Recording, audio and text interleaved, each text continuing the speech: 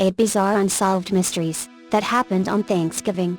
When most Americans are feasting and celebrating on Thanksgiving Day, some people are killing, dying, or vanishing. Creepy Thanksgiving crimes, unfortunately, are a ghastly tradition, too, one we rarely speak about.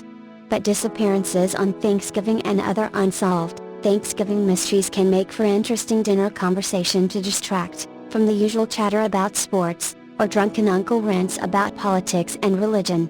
Just don't share any of these stories with the kids.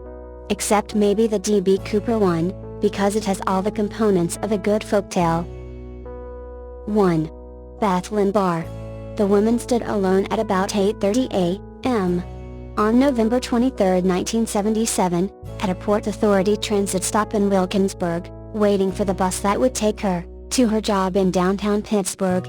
The 24-year-old had grown up in Wilkinsburg, and she and her husband had purchased a property on nearby Rebecca Avenue, which they were remodeling. The bus stop was close by on Ardmore Boulevard.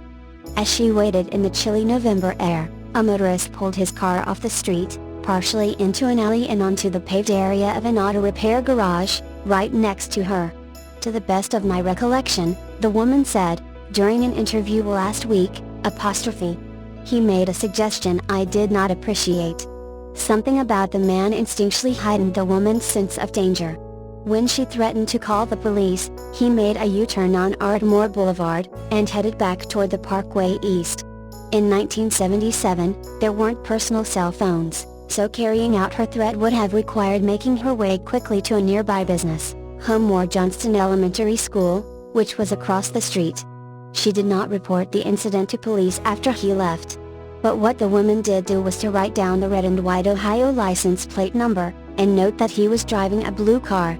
I didn't think about it anymore, she said. About 2:15 p.m. that same day, Bethlehem Bar, 6, left Johnston Elementary School on Franklin Avenue, which dismissed an hour early because of the holiday.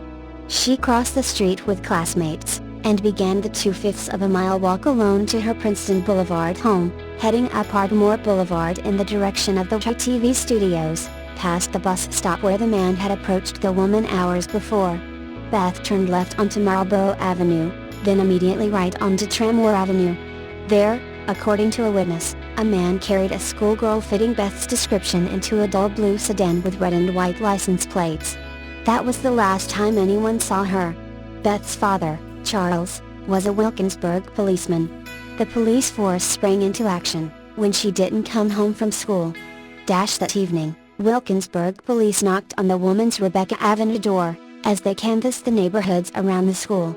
She shared the information about the man who had approached her that morning. Her description of the man and car pretty much matched that of the witness who saw Beth being carried to the car. Police described the suspect as a white male in his 40s, 5 feet 10 to 5 foot 11, medium build with medium brown, curly hair. He was wearing a gray suit and square, blue-tinted sunglasses. He would have reminded me of someone with an office job, the woman said, adding that he was possibly wearing a necktie. She also remembers he was not an attractive person. She was surprised that the police didn't contact her again about the encounter as the investigation continued. I never heard any more about it, the woman said, noting it was more than a year later when they talked to her again. Police thought they had found the car involved at Conley's Motor Inn, now the site of a Home Depot, on Business Route 22 in Wilkins Township. The vehicle belonged to a car rental agency based in the motel and, according to records, had not been signed out on the day surrounding the kidnapping. A search of the blue car with red and white Ohio plates turned up nothing. Police from Wilkins and other local departments helped Wilkinsburg officers comb the woods behind Conley's, which yielded no clues. Neither did a search of the homes and woods in Wilkinsburg. On December 10, 1977, there seemed to be a break in the case. Police arrested a McCandless Township salesman in connection with the kidnapping, but charges were dropped when he established an alibi that he had been in Johnstown that day. Both the salesman and his brother agreed to submit to lie detector tests. Lieutenant Robert Thomas, then officer in charge of the Wilkinsburg Police Department, said in 1979 that he was not positive that they ever took the tests or, if so, what the results showed. A psychic had been called in soon after the kidnapping, and some 7 to 9 others offered visions of Beth's whereabouts, including water and grave markers. In March 1979, Joseph Leonard of Monroeville stumbled upon a partially exposed skeleton, as he walked with his dog in the woods off Johnston Road in Monroeville, across from the part of Westland Memorial Cemetery where the duck pond is located. There was no doubt it was Beth. Though brush, dirt and leaves covered her skeleton, Beth remained dressed in the red pantsuit, blue tennis shoes and plaid coat she wore to school that November day. Thomas delivered the sad news to Donna and Charlie Barr, and their son James, at their Princeton Boulevard home exactly 16 months to the day, within the same hour that their daughter disappeared. The mounded grave appeared more piled than shoveled, former Monroeville police chief Willis Greenaway said at the time. He noted, according to the crime lab, bodies sometimes surface following freeze-thaw conditions. 2. Hijacker D.B. Cooper. It was one of the longest and most exhaustive investigations in FBI history, and to this day remains the only unsolved skyjacking in the United States. In 1971, a well-dressed passenger hijacked a Northwest Orient flight, demanded $200,000 and later escaped by parachuting out of the back of the plane with the ransom money. But who exactly was D.B. Cooper, the mysterious man who managed to pull off the heist and disappear without a trace? More than 4 decades later, 3 amateur scientists think they may have found evidence that would narrow down Cooper's identity to that of an aerospace engineer or a manager. The scientists, working for a group called Citizen Sleuths, said they have been analyzing particles found on a clip-on necktie that Cooper left on his seat, 18E, before jumping out of the plane. To the naked eye, the piece of fabric was a nondescript black tie from JCPenney. But to the modern-day scientists, the tie was an incredibly fortunate piece of evidence in the investigation. A tie is one of the only articles of clothing that isn't washed on a regular basis, reads a section on the Citizen Sleuth's website devoted solely to the tie. It picks up dirt and grime just like any other piece of clothing, but that accumulation never truly gets reset in the washing machine. Each of those particles comes from something and somewhere, and can tell a story if the proper instruments like electron microscopes are used. Using a powerful electron microscope, the scientists say they have identified more than 100,000 particles of rare earth elements on the tie, including cerium, strontium sulfide and pure titanium, according to the Associated Press. Of those, titanium was the most notable. Titanium was a rare metal in 1971 and this makes it extremely unlikely it is a post-event contamination, Citizen Sleuths notes on its site, which lays out in painstaking detail all of the findings from the case. Its presence constrains Cooper to a limited number of managers or engineers in the titanium field that would wear ties to work. At the time, they noted, the element was used extensively by the military in aircraft and helicopters. Scientists think he may have worked at Boeing, which at the time happened to be developing a supersonic transport plane that used those elements. Tom Kay, a lead researcher with Citizen Sleuths, told King 5 News. The tie went with him into these manufacturing environments, for sure, so he was not one of the people running these manufacturing machines, Kay told the news station. He was either an engineer or a manager in one of the plants. He added that the group is asking anyone from the public, with information to contact researchers through the Citizen Sleuths website. Someone may be able to look at those particles and say, "Oh my gosh, I know what that means having those particles on the tie," Kay told the news station. The mystery began on November 24, 1971, when a nondescript man going by the name of Dan Cooper purchased a one-way ticket from Portland, to Seattle directly from the Northwest Orient Airlines counter on the day of the flight. He used cash to pay for his ticket, then boarded the plane. Authorities later described him as someone in his mid-40s, dressed as an executive in a suit, a white shirt and what probably is the now infamous black tie. The agency's official summary of how the hijacking unfolded reads like the plot of a Hollywood thriller from another era. He ordered a drink, bourbon and soda, while the flight was waiting to take off. A short time after 3 p.m., he handed the stewardess a note indicating that he had a bomb in his briefcase and wanted her to sit with him. The stunned stewardess did as she was told. Opening a cheap attaché case, Cooper showed her a glimpse of a mass of wires and red-colored sticks and demanded that she write down what he told her. Soon, she was walking a new note to the captain of the plane that demanded 4 parachutes, and $200,000 in $20 bills. When the flight landed in Seattle, the hijacker exchanged the flight's 36 passengers for the money and parachutes. Cooper kept several crew members, and the plane took off again, ordered to set a course for Mexico City. Somewhere between Seattle and Reno, a little after 8 p.m., the hijacker did the incredible. He jumped out of the back of the plane with a parachute and the ransom money. The pilots landed safely, but Cooper had disappeared into the night and his ultimate fate remains a mystery to this day. The FBI pursued hundreds of leads. No body or parachute was ever found, but in 1980, a boy digging near the Columbia River found 3 bundles of $20 bills whose serial numbers matched the money Cooper had demanded. The Cooper case baffled the FBI for 45 years, and in July, the agency announced it would no longer actively pursue the Norjack investigation, or Northwest hijacking. Over the decades, hundreds of tips had poured in, but none that could help prove culpability beyond reasonable doubt, the agency said. Every time the FBI assesses additional tips for the Norjack case, investigative resources and manpower are diverted from programs that more urgently need attention, the FBI said in a statement. Soon after the FBI dropped the case, Jeffrey Gray, the author of Skyjack, announced that he would make available hundreds of FBI files related to the Cooper case on Drunk, an online magazine Gray founded. By opening everything up to the public, Gray said, he hoped to use people's enduring curiosity about the case to crowdsource, once and for all, Cooper's identity. We're trying to solve one of the greatest unsolved mysteries of our time, he wrote on Drunk, and we need your help. 3. Karen Marie Mitchell. Karen was on the Thanksgiving holiday vacation from high school on November 25, 1997 in Eureka, California. She departed from her place of employment, the Coastal Family Development Center, during the afternoon hours. Karen's aunt, Annie Casper, was her legal guardian and owned a shoe store inside Bayshore Mall. The shopping center was in the 3300 block of Broadway Street, approximately 1 mile from Karen's place of employment.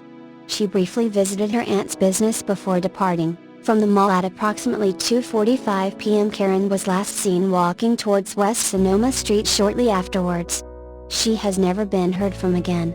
A witness stated that Karen may have entered an unidentified light blue, 4-door 1976 to 1978 sedan, which was possibly a Ford Granada, a Mercury Monarch, or a Nissan. The vehicle had California license plates and Eureka imprinted on the rear plate's frame. The driver of the car is described as a Caucasian male, approximately 60 to 70 years old, with balding light gray or sandy blonde hair.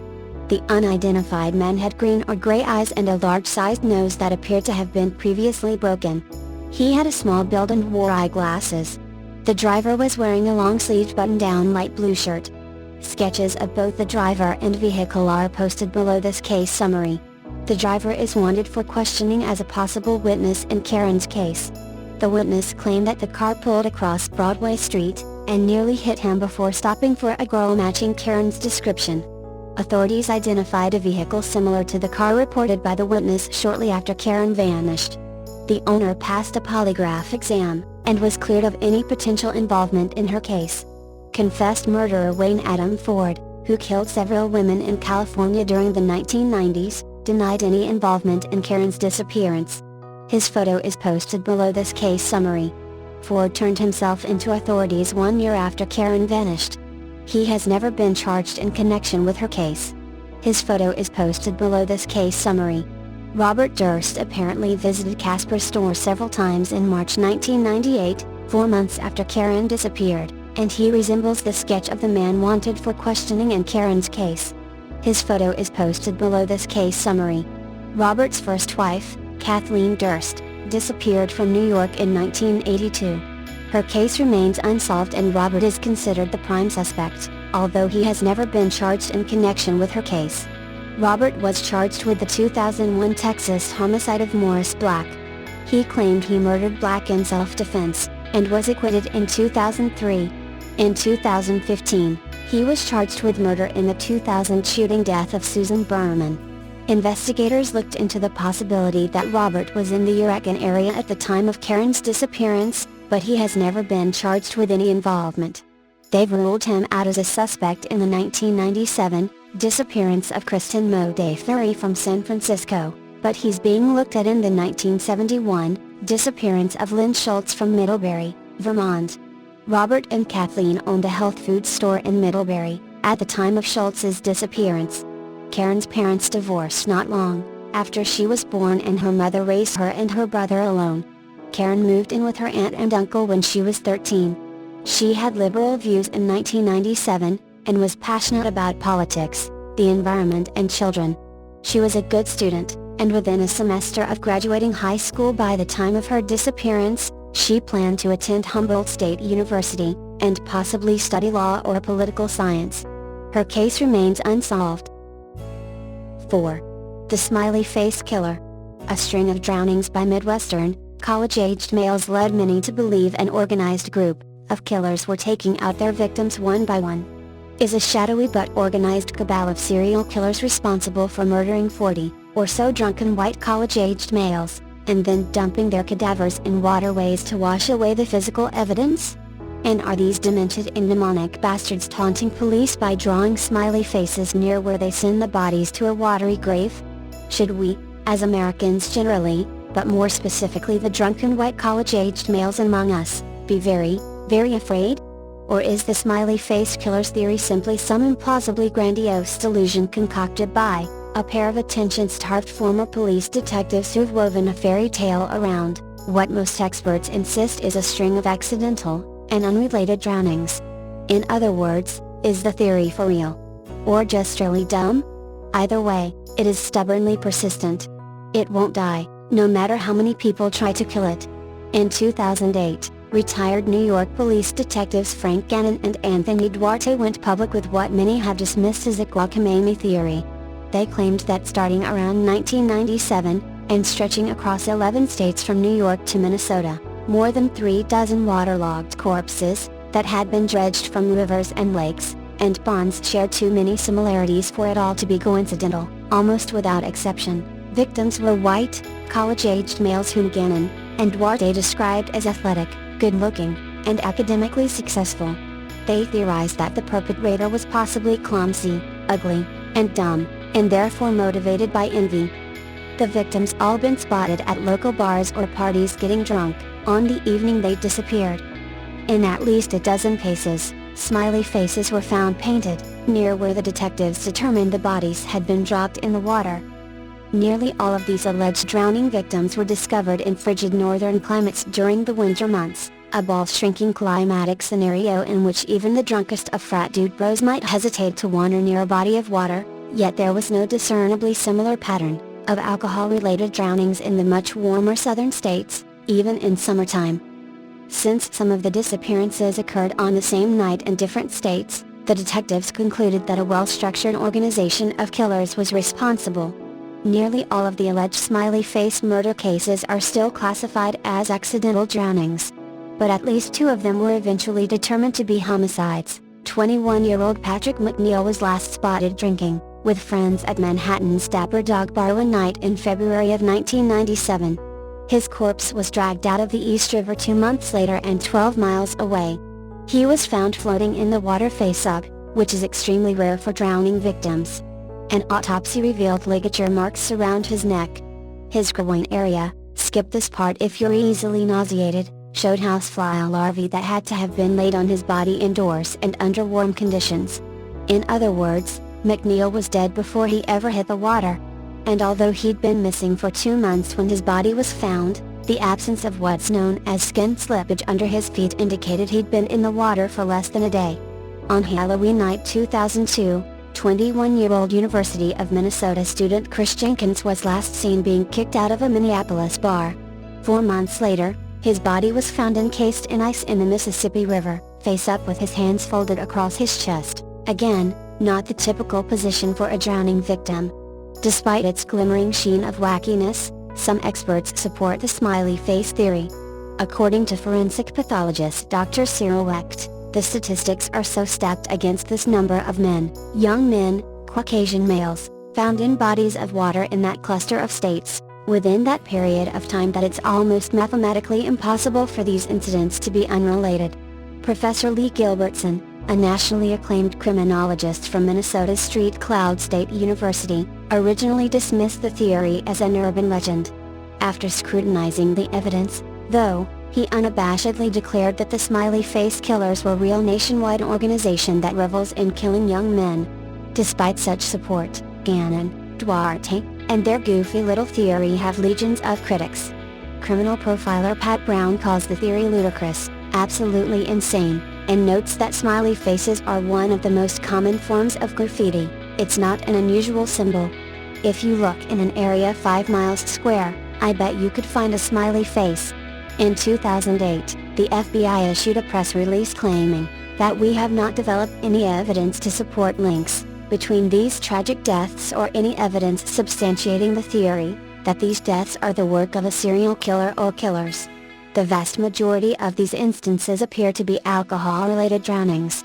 In 2010, the Center for Homicide Research released a document called Drowning the Smiley Face Murder Theory that outlines 18 reasons they feel it's false. Among these points are none of the smiley faces exactly match one another, there is no evidence of victim trauma, and these drownings don't fit a serial killer motive. Gannon, who once claimed to have mortgaged his house so he could pursue his smiley face investigations, seems to have stopped researching the case sometime around 2012. He and Duarte have reportedly moved on to more lucrative cases. Several surviving parents of alleged smiley face victims have also expressed doubts about the former detectives' motives for ever making a big public stink about their theory. When Bill Shostak's son died in Albany, NY, it was classified as a drowning, although Shostak says he still thinks it's murder. But he's utterly disenchanted with Detective Gannon. I feel Kevin is like a sponge, he latches onto the families, sucks the life out of them, and when he has nothing else to suck, he dumps them. Do I think he has re-victimized families and done more harm than good? Yes, I do, and that's a shame. Despite all this, the smiley face theory persists.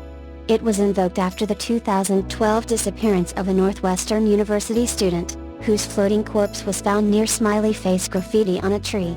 It was invoked by a black Wisconsin columnist, after a young white male's body was found in the Milwaukee River. According to Eugene Kane of OnMilwaukee.com, I've been warned in the past not to talk about a secret killer of white men in Wisconsin who prey on drunken, college-age males in order to find a way to drown them in the river. I'm still intrigued why black males who drink a lot don't end up in the river, and why that particular racial angle seldom gets discussed. Most recently, the smiley face killer theory was invoked this February in regards to the reputed drowning death of 21-year-old Shane Montgomery, who had last been seen drinking with friends the day before Thanksgiving but whose body wasn't found until right before Christmas. If I had to venture a guess, I'd say the theory is wrong. At most, its proponents may have unwittingly spurred one or two copycat murders by some bored dimwits in the frozen Midwest. Otherwise, it's mostly coincidence. But the myth lingers to feed that oddly persistent, and almost universal human need to be terrified. Whatever the truth is, it's obvious that somebody is fucking with us, and smiling about it. 5. The Blount Family. The Blount family of Lake Worth, TX, were returning from a Thanksgiving outing in 1985, when 15-year-old daughter Angela Blount found a briefcase on the porch of their mobile home. When opened, the briefcase exploded, killing Angela, her father Joe, and her cousin, Michael Columbus. 10 years later, a man named Michael Tony was convicted of the crime, but his conviction was overturned because the prosecution withheld evidence that contradicted witness testimony and exonerated Tony.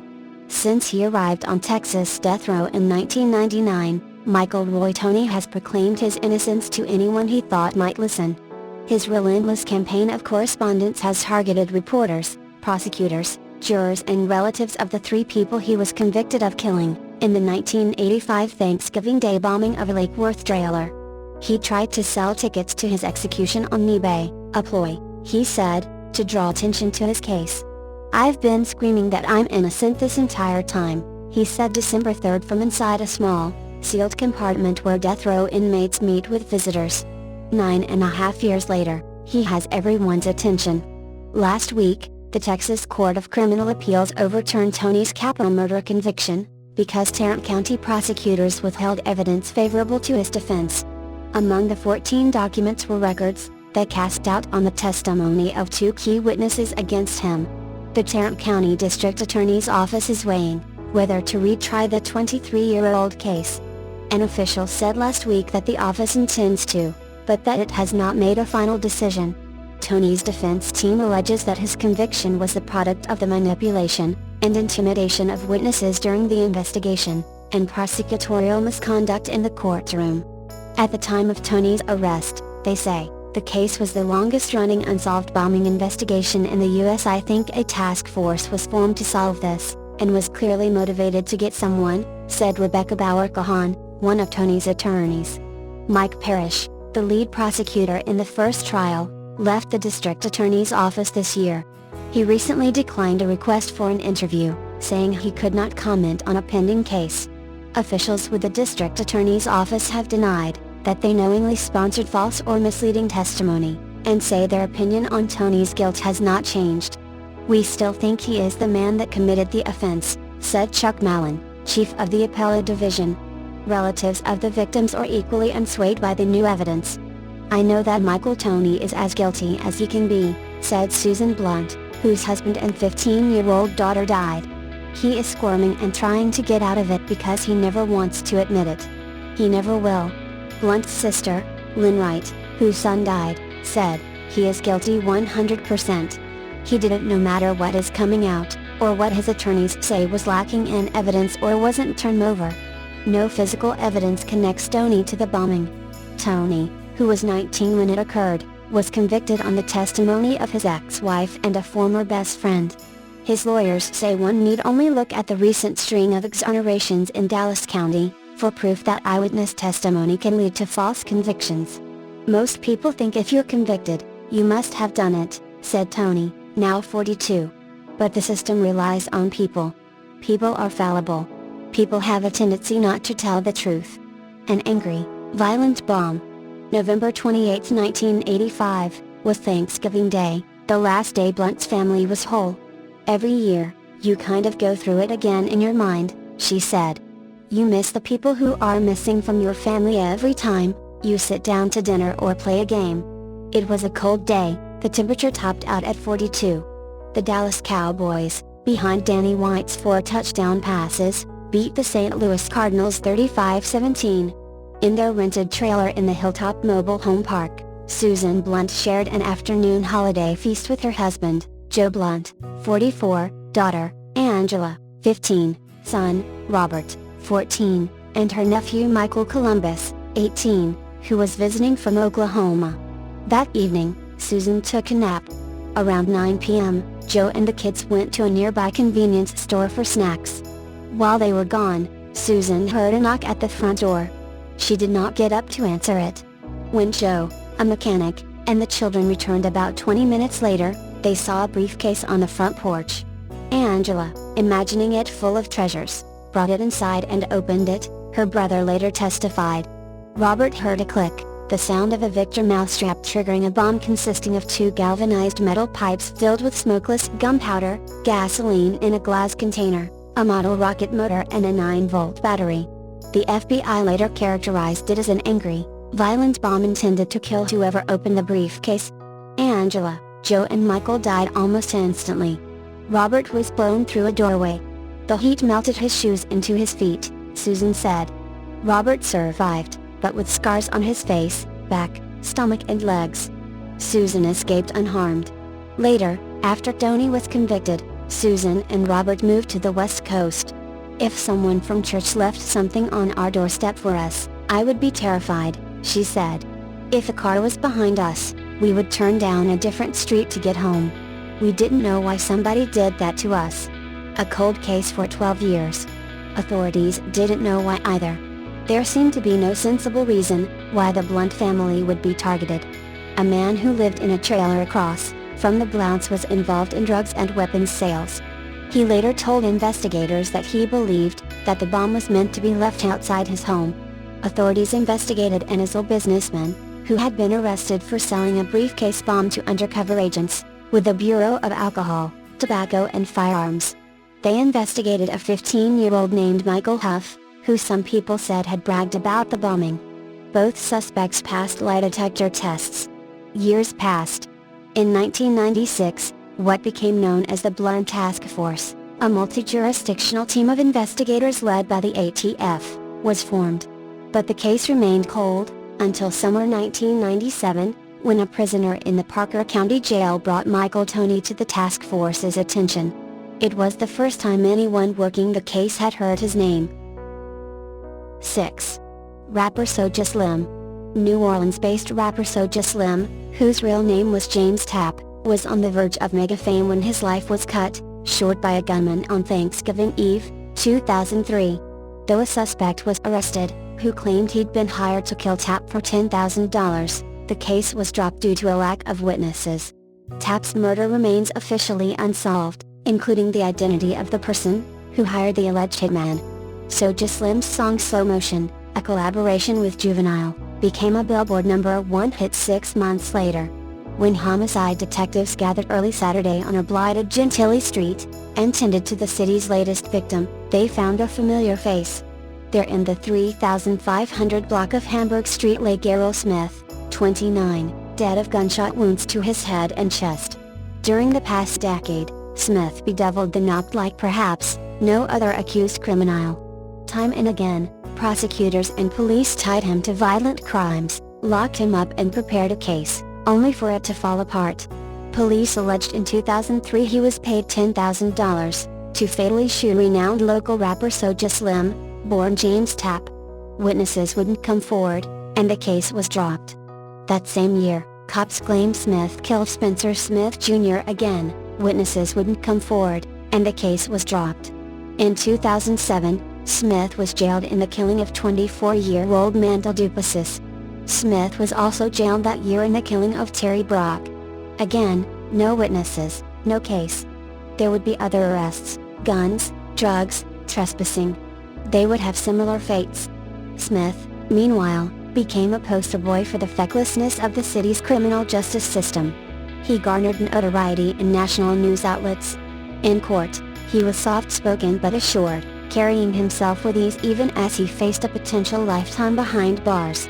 His orange prison garb was almost always oversized. At 5 feet, 6 inches and 155 pounds, he was small in stature, but his legend outsized. On the streets, he was whispered about in almost mythic tones. Some called him a hitman, an enforcer, a one-of-a-kind criminal who never left his neighborhood. And it was there, a block from where he used to live, that he died from a gunshot. The New Orleans Police Department's news release on the murder is short and blunt. Officers received a call of a man shot, and upon their arrival, found the victim suffering from several gunshot wounds. The release makes no mention of the story behind Smith, or of the many times police played the cat-and-mouse game and lost. NOPD officials declined to comment about the death of the longtime suspect Monday.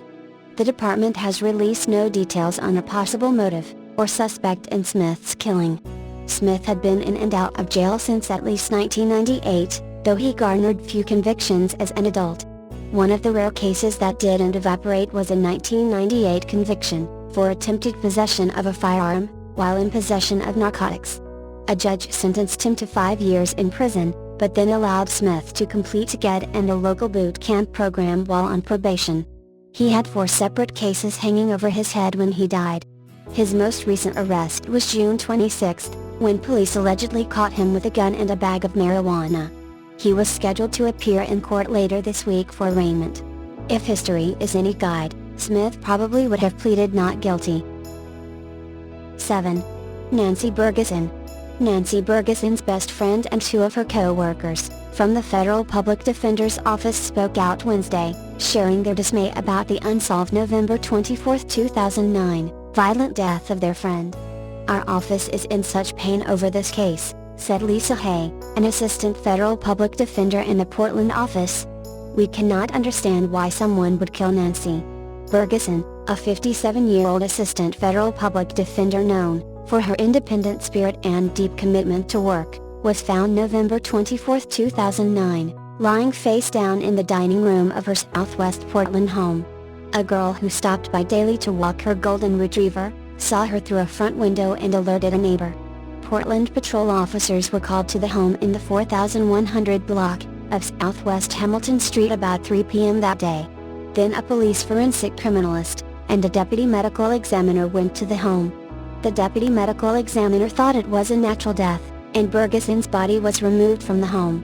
When an autopsy was done the next morning, it became clear Bergesen was strangled, and homicide detectives were called to the house. There was no sign of forced entry, the house wasn't ransacked. But police said this week for the first time there were signs that Bergesen fought back against her attacker. "It was so consistent with my best friend," said Colleen Scissors, who had worked with Bergesen for 8 years, at the Federal Public Defender's Office, until moving to Colorado in 1998, where she's now in private practice. "There was no way she wouldn't fight back," Scissors said, speaking at the Portland Police Bureau on Wednesday. She described Bergesen as a strong woman, who was a regular dragon boat competitive rower, who hiked and loved the outdoors. Without knowing what happened, Scissors said she suspected whoever attacked her friend had to be bigger than Bergesen. Scissors had communicated with Bergesen by email about 9 or 10 p.m. the night before her death. She had gotten a verdict, and she was pretty upset about it, Scissors said. Since Bergesen's death, her family and friends have worked to support Bergesen's daughter, Jamie. Scissors said she'll be officiating at daughter Jamie Bergesen Bradshaw's wedding on Labor Day in Park City, Utah. Bergesen's daughter will be attending Stanford University's business school in the fall. Amy Baggio, another co-worker of Bergesen, said she learned immensely from Bergesen, whom she described as a friend to all in the Federal Public Defender's Office. "She was funny and fun and as beautiful inside as out," Baggio said. She said not having any sense or even a remote idea to why someone would harm a person who brought such joy is distressing. "It's devastating," Baggio said. Of Bergesen, she added, "She was relentless in her pursuit of justice. What we want is her to have that same justice." The Bureau's Cold Case Homicide Unit will now assist the lead detectives on the case. Lead it. Michelle Michaels declined any comment on the investigation, other than to say, "I hope someone who may have information today will give us a call. We just keep working it," Michaels said. On Wednesday afternoon, the second annual Nancy Bergesen Ardent Advocate Lecture Series will be held at the Ace Hotel event space at 403 Southwest 10th Avenue. A reception will be at 4:30 p.m. in memory of Bergesen, and as a celebration of defense attorneys. Scissors, Bergesen's friend, is the keynote speaker at 5 p.m. Her talk is titled, "Remembering Defense Basics, Building Trust and Humanizing Our Clients." The point is to bring an ardent advocate to inspire us, and remind people why we do this, Hay said. The lecture series is sponsored by Pacific Northwest Law, the Federal Bar Association, Federal Public Defender's Office, the U.S. District Court Attorney Admissions Fund, and the Oregon Criminal Defense Lawyers Association. If Bergesen were alive, Scissors said, she'd say to the Portland Police Bureau, "Get your butts going and solve this murder." An autopsy revealed Beth had been stabbed several times in the chest, according to then Assistant Chief Deputy Coroner Anthony Pankowski. He said the condition of the skeleton was consistent with Beth being dead since the time of her disappearance. Pankowski also said that there was no way to determine if she had been sexually molested, though the lab was to run tests on her clothing. Some newspapers reported that the area adjacent to Restland Cemetery had been searched after Beth's disappearance, but police officials at the time, Thomas Harry Hodgins, who had been Wilkinsburg's chief in 1977, and former Monroeville chief George Grigowich, concurred the area had never been searched. The woman said police tracked her down at work and interviewed her a second time, which she recalls was around the time Beth's body was found. "I said to them, 'Whatever happened?' They explained about tracing the car back to the rental agency, which is about 3 miles driving distance from where Beth was eventually found. When the woman asked about the car, they told her the rental agency manager said it had never left the premises. I found that absolutely astounding," the woman said. Obviously, they found the car. But the investigation never went anywhere. Frankly, that was the last I ever heard from them. Through the years, the woman has occasionally thought about the little girl who never made it home. Not long ago, she and an old friend talked about how they remembered going to see Walkin' Rosie, a ghost said to haunt Restland Memorial Cemetery in Monroeville. The friend recalled that Beth's body had been found adjacent to the cemetery and that her killer had never been found. That same friend mentioned a cold case story about Beth's murder that appeared in Gateway Star newspapers in 2003. The woman looked it up online, and found herself mentioned as the woman at the bus stop. But as she read further, something bothered her. The story noted that the day Beth was abducted, 3 newspapers in the former Dardanelle Publications weekly chain, the Pin Hills Progress, Churchill Area Progress and Wilkinsburg Gazette, all carried a story about the 1-year anniversary of the strangulation murder of Barbara Lewis of Pin Hills, whose body was found in a trash bin in the Blackridge Civic Association parking lot in Churchill. Lewis' belongings had been found in a wooded area off Princeton Boulevard in Wilkinsburg, the street where Beth lived. And then came the sentence that hit a little too close to home for the woman, the one that said that Lewis, too, had been waiting at a bus stop on Long Road in Pin Hills, on the morning she was murdered on November 19, 1976. There were just too many coincidences, the woman said. There's got to be a connection. In fact, there has been some speculation that Lewis' murder was the last in a string of what is believed to be serial murders in western Pennsylvania between 1976 and 1977. And just a few weeks before Beth disappeared, 2 boys walking in the woods at Brady's Run Park found the skeletal remains of Stephanie Ann Baller of Beaver Falls, an apparent homicide victim, and there were some similarities between the cases. Some police believe that Beth's abductor was likely a pedophile, and that there might not have been a connection to the incident at the bus stop earlier in the day. In retrospect, the woman feels very fortunate that she was standing on the passenger side of the car that day, 34 years ago. She doesn't want to think what might have happened if she'd been on the driver's side. That could have made a world of difference, the woman said. Looking back, the woman thinks Wilkinsburg police botched the case by holding on to it so long, before turning it over to Allegheny County police detectives, and not accepting help from more experienced Pittsburgh police detectives. She isn't alone. A man, who identified himself as the son of a former Turtle Creek policeman, also contacted the author of this story after seeing an account of Beth's murder. According to him, his father was at Keller's hardware store, in Turtle Creek around the time of the kidnapping, when a man walked in and bought a shovel, and a few other items that raised the policeman's suspicions. The son said his father called Wilkinsburg police with information, but that no one ever checked out the lead. Had the man who kidnapped Beth continued along Ardmore Boulevard, it is not out of the question that he might have been in Turtle Creek, taking the back roads to Monroeville. Allegheny County Police Assistant Superintendent Jim Morton said, the county has received a grant to review cold cases, and that there are 3 boxes of reports from the Beth Barr case. He said cold cases are never closed. 8 months after Beth was laid to rest at Woodlawn Cemetery in Wilkinsburg, the woman and her husband relocated to a distant city. I always wonder why I moved away from Wilkinsburg, she said. She might have answered that question several of years ago, when the city where she had lived for more than 20 years started to feel not so safe. That's when the woman and her family moved again. It's a shame, the woman said, referring to the fact that Beth's killer has never been found. I still don't believe it's a lost cause. Someone's going to come forward. 8. Kimberly Riley and Jeremy Britt Bandavong.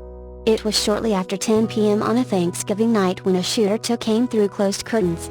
When the shots were done, 2 people, a 19-year-old woman and 5-year-old boy, were dead.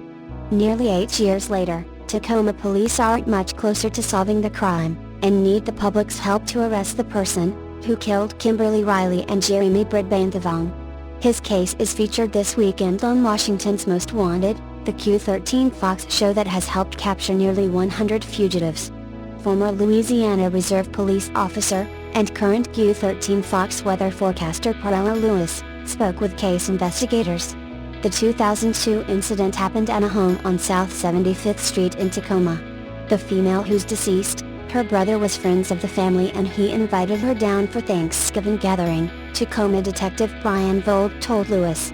The 5-year-old who died, this was his grandfather's house at the time of the incident. About 25 people were gathered at the home when the shooting happened. 2 others also were wounded.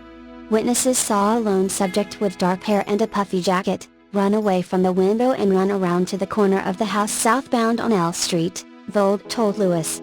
Police are also interested in the suspect's getaway Ford pickup truck, a dark or brown color from the 1970s or late 80s.